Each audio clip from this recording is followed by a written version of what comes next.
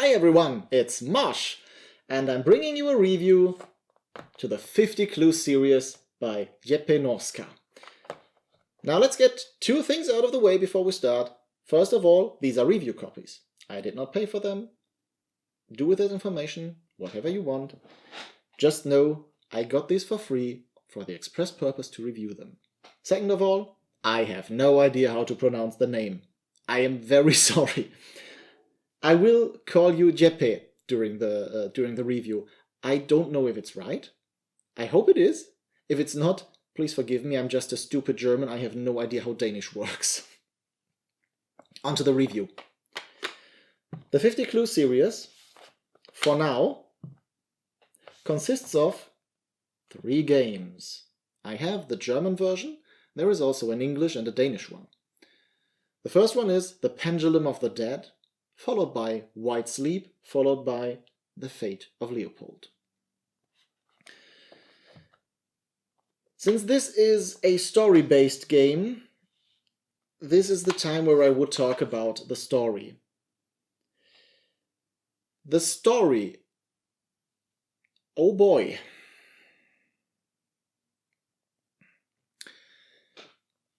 The games are not for children. This is what it says on the back. Explicit violence. Now, you may be sitting at home and you may be thinking, explicit violence. It's probably like, a knight killing a dragon. A group of soldiers attacking a village. It is not. The story is vile. This is basically a thriller, and it's a horrible thriller at that. These are things that might happen, and if they ever do, oh boy. If you have any kind of problem with violence, and even if you're saying, usually I don't, but please consider. I am linking a video in my description where I will be talking about the story in a little more detail. I don't want to spoil anything. This is a great game, a great story, but oh boy, it's emotional. It's emotional as all hell. Okay, let's talk about the game. You're gonna start off with The Pendulum of the Dead. If you start off with any others, you made a mistake. Seriously. These belong in this order. Do not grab any other game to start. Start with The Pendulum of the Dead, followed by White Sleep, followed by The Fate of Leopold. If you're interested in only one of those, don't. Just grab the first one. You'll be thrown into the story with nary an idea of what happens, and it's really not... Just try it. Just start with the first one. So, this game is just a deck of cards. Or is it? It's not. It's more. Together with the cards, you need a browser app. The box has a serial number, which you enter into the home page, and the home page throws you into a browser app, which is what you need to play the game. The game is an escape room or puzzle style game. You have the cards tell you what you see, the cards tell you about items, the cards tell you about possible codes. You enter those into the app, and the app tells you what happens. So far, everything's great. The puzzles, I was very impressed with that, because the puzzles make sense.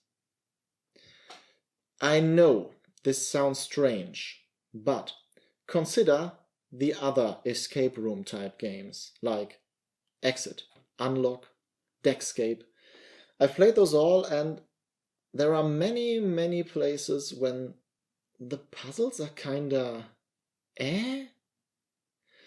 If there's this professor who has created this antivirus which will save the whole world, how and I have to finish some kind of maze to check I don't know, man. Sometimes they don't make any sense. And in here, in context, every single puzzle is absolutely and completely realistic. This is, honestly, none of this surprised me. Concerning the puzzles, the story, oh boy. The puzzles themselves, they're great. I gotta say it. The puzzles are not easy. I'm not gonna say easy, but every single solution was completely understandable for me. And I never thought that there was a problem with the game. I always thought I didn't see this, I made a mistake when I had a problem with solving a puzzle. That being said, there were a few puzzles where I was like, eh? Amongst them, one puzzle had the cards not line up very well, and I used my meta thing to go, this is probably the wrong solution. They are not lining up perfectly. Wrong. My solution was completely right. And I didn't enter it because I was afraid my rating would drop with the wrong solution. Well, I learned better. There was another puzzle. Yeah, that's kind of strange. You had to enter a code, and the code was so incredibly long. Seriously, it didn't even fit into the input box. Not by a long shot. Like the input box was this, and then the code went like way over here. That solution was right. That was really, really strange. However, well, it did work, so I'm not complaining. It says the game takes 90 minutes. Yeah, kinda. We took an hour, but we played it with 2 people. 2 people, I would say, is the ideal number of players. You have an additional pair of eyes, you have an additional brain to think of things you didn't think of, and that works very well. It says it can go up to 5. Maybe. We tried it with 5, and we had too many voices. There were not enough puzzles to go around at the same time. People kept shuffling around with the cards because he couldn't see that, she couldn't see that, whatever.